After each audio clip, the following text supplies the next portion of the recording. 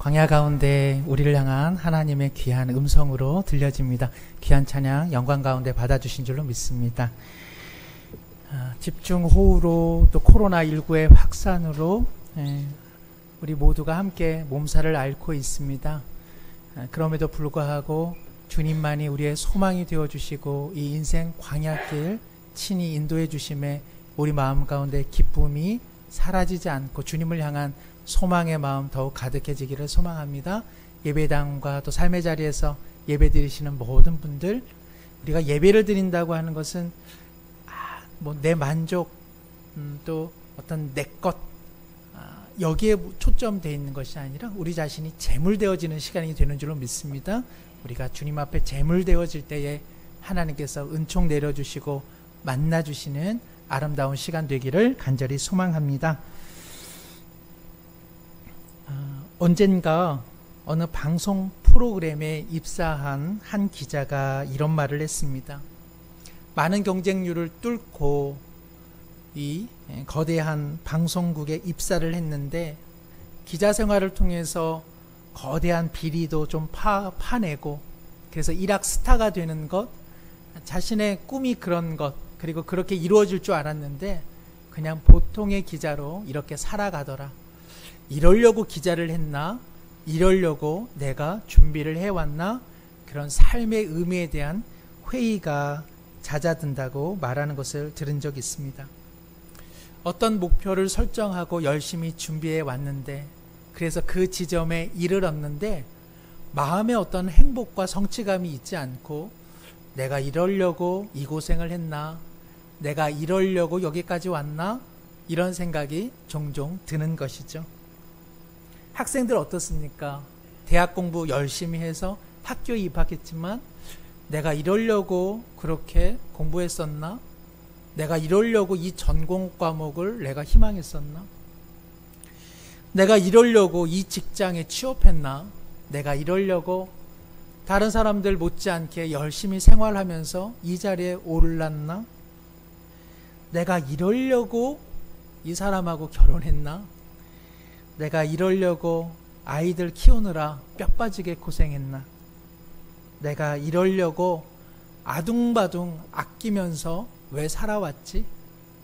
우리 모두가 이런 생각 별로 안 하다가도 어느 인생의 어느 한때에 갑자기 울컥하고 나오는 생각들이죠.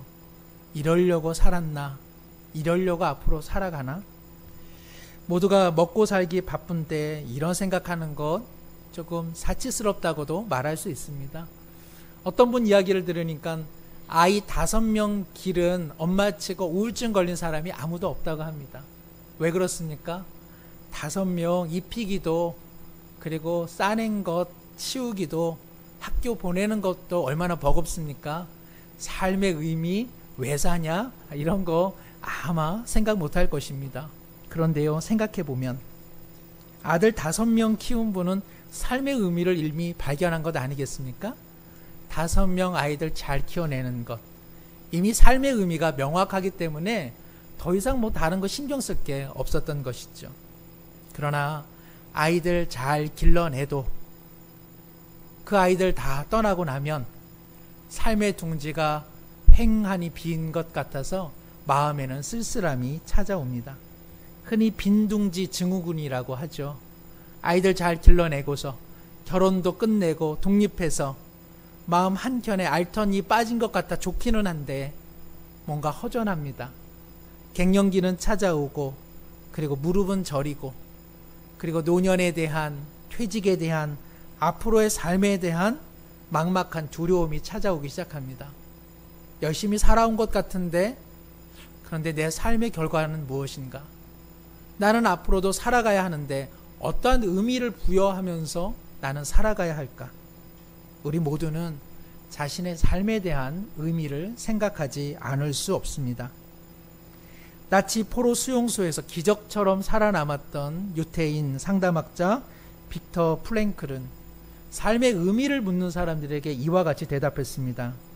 저는 여러분에게 일률적인 대답을 해줄 수 없습니다. 왜냐하면 그것이 아무 소용이 없기 때문에 그럽니다.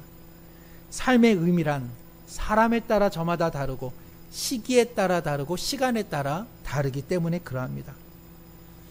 중요한 것은 누구나 알고 있는 포괄적인 삶의 의미가 아니라 지금 주어진 상황 속에 한 개인의 삶이 어떠한 의미를 갖느냐, 그것을 발견하는 게 중요합니다. 이렇게 이야기를 했습니다.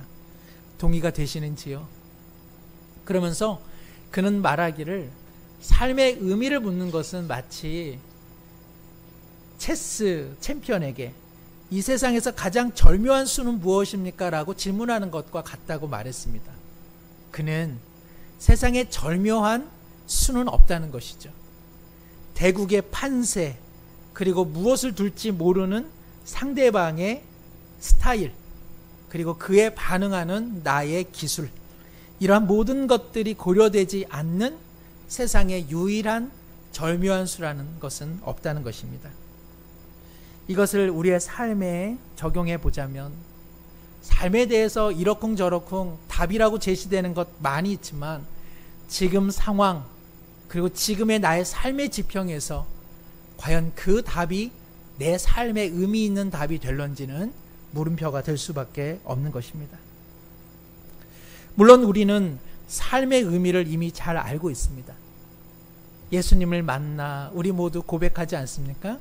하나님을 영화롭게 하는 것, 그리고 하나님을 영원히 즐거워하는 것, 그것이 우리를 향한 하나님의 뜻이라고 우리는 잘 알고 있습니다. 이것은 너무나 중요합니다. 그래서 종교개혁가들은 바로 이 교리를 최고로 소중히 여기고 있습니다. 그러나 하나님을 영화롭게 하는 삶, 그리고 하나님을 즐거워하는 삶이 우리 삶의 존재 목적으로서 타당한 답이 되기는 하지만 내 작은 일상으로 들어오면 이 주어진 답은 때때로 희미해지고 무색해지는 경우가 얼마나 많이 있습니까? 주일 예배를 드릴 때는 하나님을 영화롭게 하는 것 누가 말 안 해도 잘 압니다. 예배드림이 하나님께 기쁨이 될 것이요, 우리의 찬양과 찬미를 통해 하나님을 영화롭게 하고 있지 않습니까? 그러나 월요일 비가 많이 오는 날, 그리고 정말 사람들로 메어 터지는 그러한 시간들 속에서, 그리고 지겹기 한이 없는 하루의 일과를 시작할 때에 하나님을 영화롭게 하고 하나님만으로 즐거워하는 삶은 때때로 우리의 삶의 의미와는 좀 먼 것 같이 느껴지는 때가 많습니다. 전도할 때는 즐겁습니다. 그리고 하나님의 일을 하는 보람이 우리 가운데 놓여 있습니다. 그러나 일상에서 누군가 정리하지 않은, 누군가 널브러뜨린 그 사람의 삶의 일들을 내가 해치워야만 할 때, 내가 그 일들을 정리해야만 할 때 내가 왜 이 일을 하고 있지? 하는 생각이 들기 시작하는 것이죠. 교회에서 함께 봉사하고 교회에서 모일 때는 하나님 사랑, 이웃 사랑, 그냥 그 자체가 그 사랑하는 것 같습니다. 그러나 믿지 않는 사람들 속에서, 세상에 떠도는 이야기로 가득 찬 대화 속에서 우리는 하나님을 영화롭게 하는 것이 과연 무엇인지 마음에 잘 와닿지 않습니다. 내가 왜 여기에 있지? 내가 왜 이런 사람들과 헛된 시간을 소비하고 있는가? 다른 권사님들은 교회를 위해서 기도하면서 또 여러 가지 굳은 일을 감당하고 있는데, 어느 권사님은 시집간 딸내, 어린 손주들을 보고 있습니다. 이러한 상황 속에서 하나님을 영화롭게 하는 일이 과연 무슨 의미가 있을까요? 한국 교회의 최대의 적은 손주다, 이런 말이 있습니다. 가면 갈수록 교회에서 일하시는 권사님들이 사라집니다. 그 이유가 무엇입니까? 시집간 딸들이 자신의 자녀들을 어머니에게 맡기는 터에 권사님들이 자꾸만 사라지는 비극적 일들이 일어나고 있습니다. 다른 아이에게 성경을 가르치는 일은 보람됩니다. 그러나 우리 아이가 신앙에서 이탈하고 또 주님을 잘 믿지 않는 모습을 볼 때에 하나님을 영화롭게 하는 일, 하나님으로 인해서 만족해하는 삶의 의미는 무색해지는 경우가 종종 있습니다. 하나님께서 우리 가정을 지켜주시지만 전세비가 치솟을 때 어디로, 어떤 시점에 이사를 해야 될지 우리는 끙끙 머리를 앓습니다. 자녀들이 학업 성적이 부진합니다. 친구들과의 교우관계의 어려움에 직면하고 있습니다. 이 정도면은 이제 살만하다라고 하는 생각 속에 건강의 적신호가 찾아옵니다. 또 부모님에게 안 좋은 일이 발생합니다. 돈 나올 곳은 없는데 돈 쓸 곳은 더 많아지는 현실 속에서 나는 잘 산 건가? 나는 어떤 의미로 삶을 살아왔지? 내가 앞으로 살아가야 할 삶의 존재 의미는 무엇일까? 우리는 스스로에게 질문하게 됩니다. 오늘 본문은 흔히 거라사, 광인의 치유 사건으로 불려집니다. 거라사라고 하는 한 지역에 귀신 들린 사람이 예수님을 만납니다. 오랫동안 한평생 귀신에게 꽁꽁 묶였던 그 인생을 향해 주님께서는 귀신아 나오라 명하셨고 그는 드디어 해방이 되었습니다. 그의 몸에서 나온 귀신들은 그 수가 많아 돼지떼에게 들어가라 말씀하셨고 돼지떼는 한순간에 몰살당했습니다. 이 일로 인해서 거라사의 지역 주민들이 예수님께로 나옵니다. 그들은 두 가지를 봅니다. 치유받은 한 사나이 그리고 자신들의 몰살당한 돼지떼. 이 사람들의 마음은 돼지떼에게 향했습니다. 그래서 예수님에게 요구했습니다. 이 마을을 떠나십시오. 배에 올라타 이제 갈릴리 저편으로 예수님의 배와 제자들이 이동할 즈음 거라사에서 치유받은 이 사람이 말합니다. 주님 함께하게 하옵소서. 저도 이 배에 올라타겠습니다. 치유받은 이 감격스러운 한 사나이의 고백을 오늘 주님께서는 뭐라 말씀하십니까? 집으로 돌아가라. 18절 19절 예수께서 배에 오르실 때에 귀신 들렸던 사람이 함께 있기를 간구하였으나 허락하지 아니하시고 그에게 이르시되 집으로 돌아가 주께서 내게 어떻게 큰 일을 행하사 너를 불쌍히 여기신 것을 내 가족에게 알리라. 믿음의 사람들은 어떤 사람들입니까? 따르는 사람들 아닙니까? 주님께서는 불러주시고 우리는 주님을 따르는 인생, 바로 이 사람들을 향해 우리는 그리스도인 그리고 제자라 말합니다. 오늘 귀신으로부터 회복된 이 사람은 기꺼이 주님의 부름에 따름으로써 응답하고 있습니다. 주님 함께 하게 하옵소서. 그런데 이 사람을 향해 주님 말씀하십니다. 집으로 돌아가라. 거라사 광인은 살았으나 죽은 인생이요 죽어가는 인생임에도 불구하고 그는 살려고 노력했던 사람입니다. 그 사람이 드디어 삶의 의미를 발견했습니다. 귀신과 죄와 세상에 묶였던 그의 인생이 해방을 맞이해 이제 삶의 의미를 부여해 주신 예수님을 따라가려고 하고 있습니다. 그런데 예수님께서는 그를 마다하고 있습니다. 돌아가라. 이제 고목과 같았던 그의 인생에 푸른 생명의 싹이 돋아날 쯤 주님께서는 그에게 돌아가라고 말씀하시니 대체 이 말의 뜻은 무엇일까요? 우리는 주님의 말씀을 통해 한 가지를 유추해 볼 수 있습니다. 그것은 무엇일까요? 이 사람아, 내 배에 올라타는 것이 결국 나를 따르는 것만은 아니다. 배에 올라타 있는 제자들과 똑같은 모습으로 살아갈 필요는 없는 거지. 너는 너의 삶의 지평 속에서 살아가야 한다. 믿음의 고백은 하나이지만 그러나 믿음의 삶의 모습은 저마다 다른 지평과 다른 환경과 다른 관계성 속에서 이루어지는 것입니다. 사랑하는 성도 여러분, 우리가 예수 그리스도를 구주로 믿는다 하여 우리들의 삶의 모습, 우리들의 섬김의 모습이 다 같을 수만은 없다는 것입니다. 우리는 정말 다 다른 사람들입니다. 누군가는 나와 공통분모가 있어서 조금 더 친할지는 모르지만 이 사람과 이 사람은 대단히 같은 것 같지만 좀 더 깊이 사귀어 보십시오. 다른 게 참 많이 있습니다. 우리가 고백하는 신앙 고백, 사도신경은 동일한 내용이지만 그러나 살아내야 되는 주기도문과 같은 삶의 지평은 저마다 다를 수밖에 없다는 것이죠. 주님을 따른다는 것이 다 목회자가 되는 것입니까? 주님을 따른다는 것이 다 선교사가 되는 것이라면 누가 열방에 있는 선교사를 위해 골방에서 기도할 수 있고 누가 선교사님들을 위해 후원하고 마음을 모아줄 수 있겠습니까? 모두가 베드로처럼 살아갈 수는 없습니다. 모두가 바울처럼 살아갈 수는 없습니다. 거라사 광인은 치유받은 이후 그의 삶의 지평 속에서 그의 삶을 살아가야 하는 것입니다. 삭개오는 회복된 이후에 그의 삶의 지평 속에서 살아가야만 하는 것이죠. 우물가의 한 여인의 삶도 역시 그러합니다. 그녀도 그녀의 삶의 동네에서 그의 삶의 지평 속에서 삶을 살아가야만 하는 것이죠.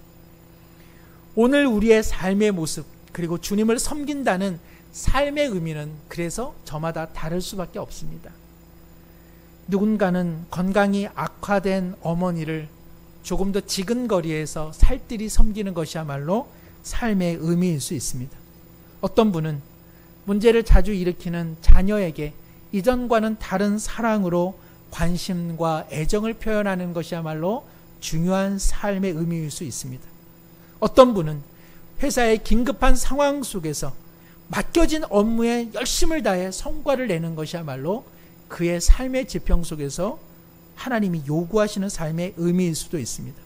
어떤 분은 손주를 사랑하는 딸의 마음으로 살펴주는 일이 과제일 수 있습니다. 또 어떤 분은 좀 더 마음을 내어 미래를 열심히 준비하는 순간 그것이 하나님의 뜻일 수 있고, 무너진 경제의 여러 가지 어려운 상황 속에서 책임감을 갖고 경제 활동에 마음을 다하는 것이 삶의 의미일 수 있다는 것입니다. 우리는 하나님을 영화롭게 하고 주님 한 분만으로 만족해야 되는 인생으로 부름받았지만 그 삶의 모습은 저마다의 삶의 지평 속에서 다를 수밖에 없다는 것이죠. 내가 존재하는 것은 내가 살아가는 삶의 지평과 연관이 있기 때문에 그러합니다. 오늘 주님께서는 거라사에 회복된 이 사람을 향해 집으로 돌아가라. 그러나 내가 너에게 어떻게 큰 일을 행하였고 내가 너를 어떻게 불쌍히 여겼는가를 너는 너의 삶을 통해 나타내라고 그에게 말씀하고 있습니다. 이 말씀은 어떤 뜻입니까? 사실 이 거라사의 이 사나이는 한평생 책임감 있는 삶을 살아내지 못했습니다. 그는 귀신에게 묶여있던 인생입니다. 자율적으로 판단하고 책임감 있는 삶을 한 번도 살아내지 못했던 인생이죠. 역으로 귀신에게 풀리는 순간 그는 예수님에게 묶이기를 원했던 것입니다. 그러나 예수님은 과감히 말씀하십니다. 얘야, 너는 이제 나를 믿는 그 믿음으로 너의 삶에 책임감 있는 삶을 살 수 있게 되었다. 너는 너 스스로 판단해야 된다. 그리고 너는 나를 믿는 믿음 속에서 책임감 있는 너의 온전한 한 개인의 삶을 살아내야 한다고 말씀하고 있는 것입니다. 물론 이것은 자기 마음대로 살라는 뜻은 아닐 것입니다. 오늘 주님께서는 그것을 분명히 말씀하십니다. 내가 어떻게 너를 불쌍히 여기며 주님께서 어떻게 너에게 큰 일을 행하셨는지 너의 삶을 통해 의미 있게 살아내라고 말씀하고 있는 것입니다.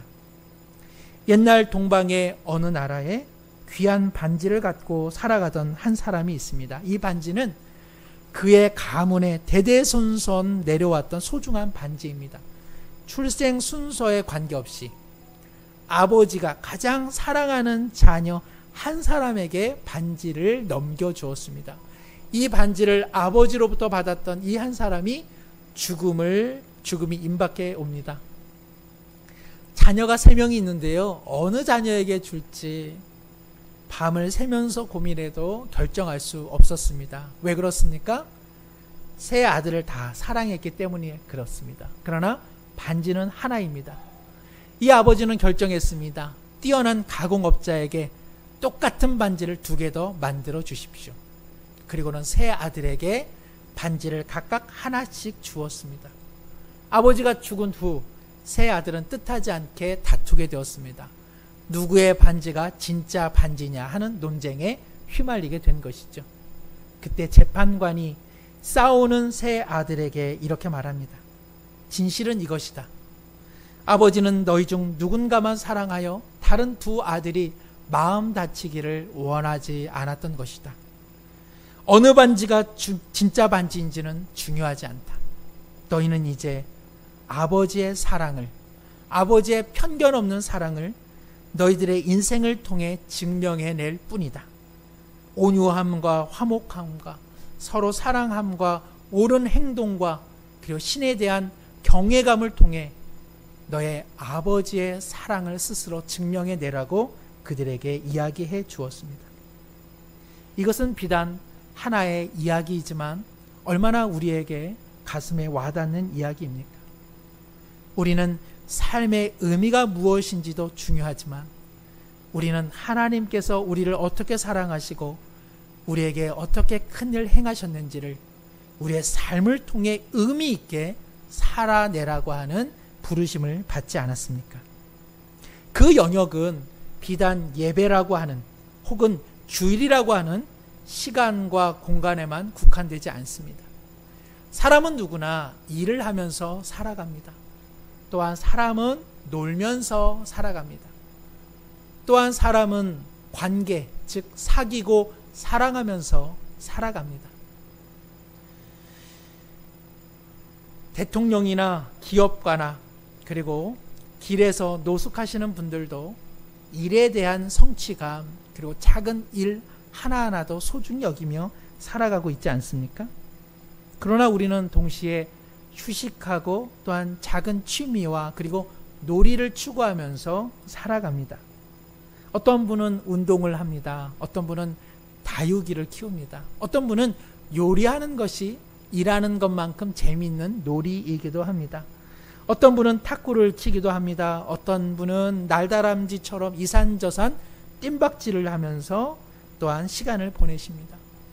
어떤 분은 보이스 트롯도 들으십니다. 또 어떤 분은 이 시대의 영웅 중에 영웅 누굽니까? 임영웅 씨를 즐겨 들으면서 마음의 회복의 시간도 갖고 계십니다. 다 좋습니다.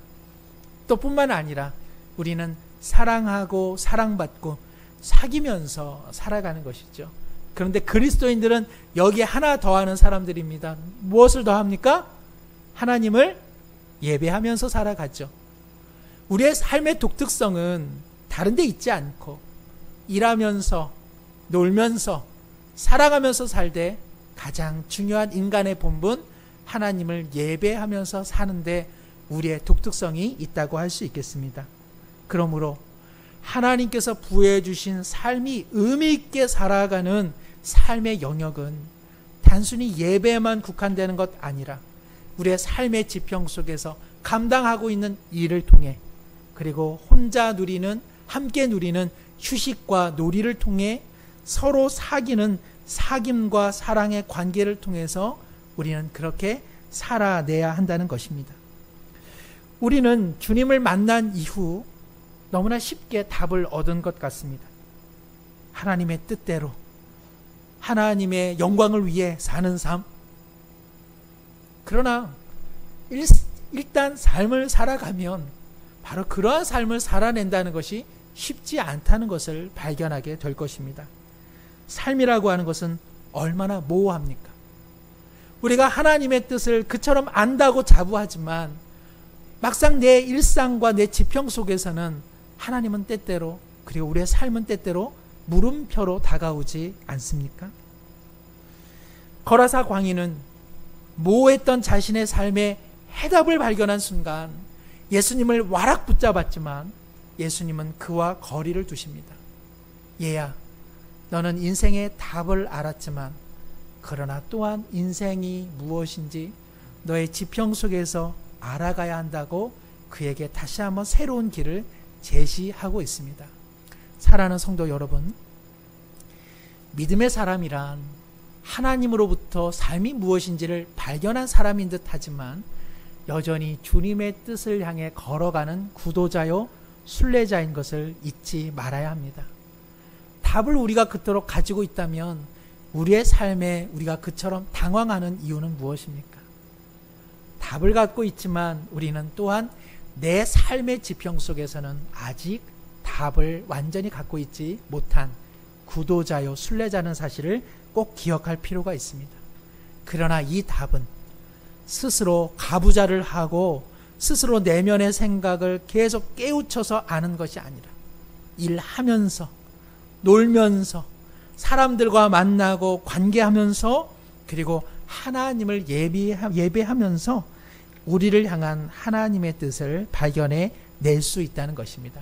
그러므로 우리 모두 같은 삶을 살 수는 없습니다. 아내의 삶이 내 삶과 같을 수 없는 까닭이 여기에 있고, 우리의 부모의 삶과 내 삶이 같을 수 없는 까닭이 여기에 있으며, 내 사랑하는 자녀에게 내 삶을 강요할 수 없는 이유도 여기에 있습니다. 우리 모두는 저마다의 삶의 지평 속에서 저마다의 하나님을 만나며 살아가고 있기 때문에 그러합니다.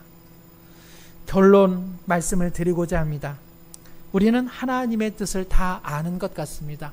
삶의 의미도 우리는 다 아는 것 같습니다. 그러나 우리의 삶의 지평 속으로 들어가면 삶은 모호해지고, 그 삶 속에서 우리는 나라고 하는 한 개별의 인생이 깨달아야 될 삶의 몫이 여전하다는 것을 발견하게 됩니다.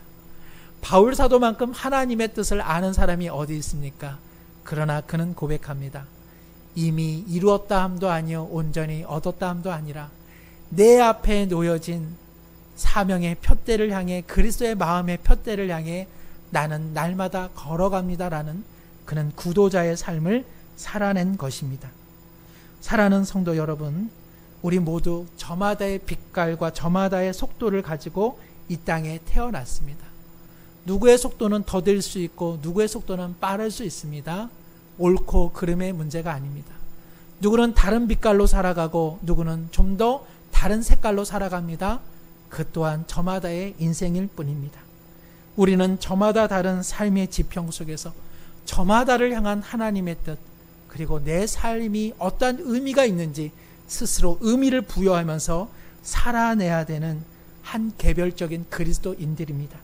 그러나 그렇다고 해서 너는 나, 나는 나가 아니라 바로 저마다의 삶의 환경 속에서 주님께서 주신 아름다운 삶의 빛깔을 나타낼 수 있도록 기도하는 일이 함께 모이는 까닭이요, 격려하는 이유가, 사랑하는 이유가 동일한 까닭인 줄로 믿습니다. 우리 모두가 예배하면서, 일하면서, 그리고 각자의 소박한 취미와 놀이, 그리고 누군가를 사랑하고 사랑받으면서 하나님이 주신 생명, 어떻게 우리를 사랑하시고 우리를 불쌍히 여기시는지 그 삶을 의미 있게 살아가는 우리 모두가 되기를 간절히 소망합니다.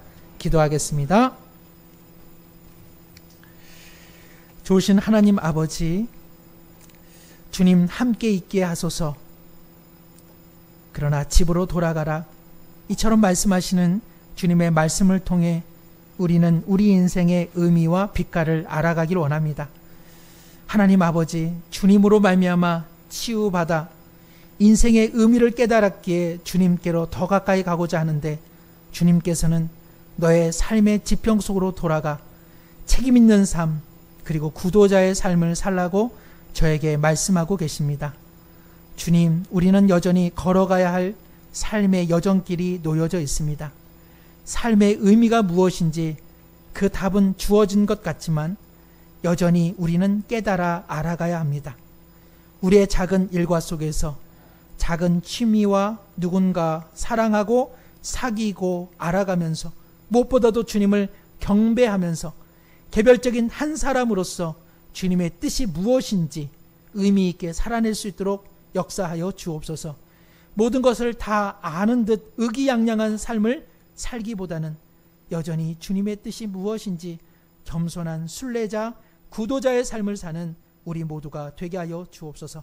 예수님의 이름으로 기도드리옵나이다.